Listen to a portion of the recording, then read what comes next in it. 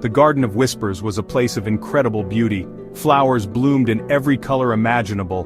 Waterfalls cascaded down sparkling rocks. The air hummed with the sound of birdsong. In the very center of the garden stood a magnificent tree. Its leaves shimmered with silver light. This was the Whispering Tree, and it held a secret. Slinky had not always been a serpent. He was once a guardian of the garden, a creature of grace and light. But Slinky had made a mistake. He had listened to whispers of doubt and disobeyed the protector of the garden. One sunny afternoon, a young creature named Pipkin wandered into the garden. Pipkin was a curious and playful creature, with bright eyes and a thirst for adventure. He had heard tales of the Garden of Whispers, of its beauty and its secrets. As Pipkin skipped through the flowers, he came across Slinky coiled beneath the whispering tree. "Hello," said Pipkin, his voice full of wonder. "You're a very shiny serpent. What's your name?" Slinky looked at Pipkin with sad eyes. "My name is Slinky," he sighed, his voice a low hiss. "This garden is full of wonders, little one, but it is also a place of great danger. Be careful what you listen to." Pipkin tilted his head, his ears twitching. "Why is it dangerous?" Pipkin asked, his curiosity piqued. Slinky replied, "Because not everything here is as it seems. The garden holds many secrets, and some are best left undiscovered." Pipkin pondered Slinky's words, feeling a mix of excitement and caution. As Slinky slithered away, Pipkin knew his adventure had only just begun. "There is a place," Slinky whispered, "behind the Whispering Falls. The whispers are strongest there. They promise power and knowledge, but they lead only to sorrow. Do not go there, little one. Promise me." Pipkin, his curiosity piqued, leaned closer. Forgetting Slinky's warning, Pipkin scurried towards the falls. The closer he got, the louder the whispers became, filling his head with promises of wonder and delight. He closed his eyes and stepped through the cascading water, entering a hidden cave behind the falls. Slinky watched in despair as Pipkin disappeared. As soon as Pipkin took a bite, the garden fell silent. The vibrant sounds of nature ceased, leaving an unsettling quiet. The whispers vanished, replaced by an eerie stillness. It was as if the garden itself was holding its breath. Pipkin felt a strange coldness spread through his body, a chill that seemed to seep into his very bones.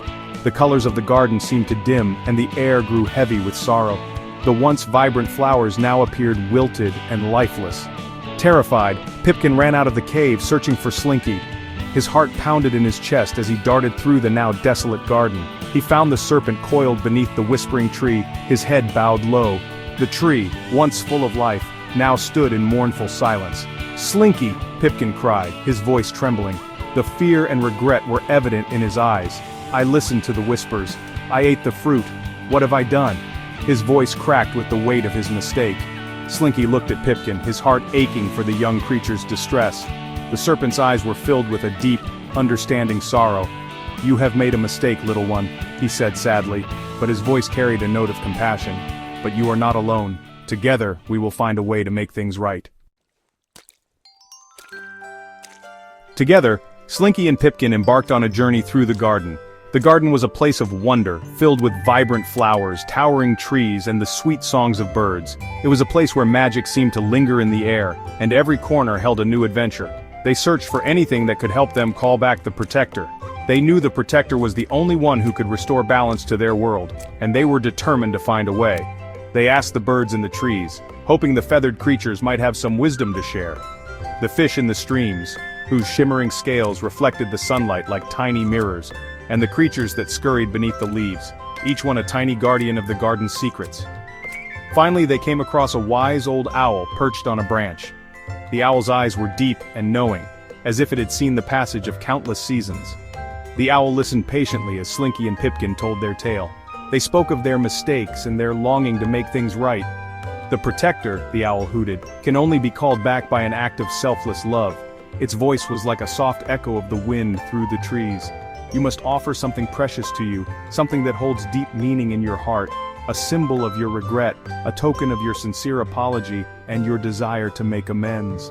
Only then can the Protector return." Pipkin looked down at his feet, his heart heavy with the weight of his mistakes. He picked up a single, shimmering feather that had fallen from the owl's wing. The feather seemed to glow with a soft, ethereal light, and carried it back to the whispering tree. Each step he took felt like a journey of 1,000 miles. With tears in his eyes, Pipkin placed the feather at the base of the tree. His tears fell like tiny diamonds onto the earth. He closed his eyes and whispered, "I'm sorry, please come back." His voice was barely audible, but it carried the weight of his heart. As soon as he uttered the words, a warm light enveloped the garden. It was as if the very air had been kissed by the sun. The whispering tree, revitalized, shimmered with renewed life. Its leaves rustled with a newfound energy, and standing before them, bathed in golden light, was the Protector. The Protector's presence filled the garden with a sense of peace and hope.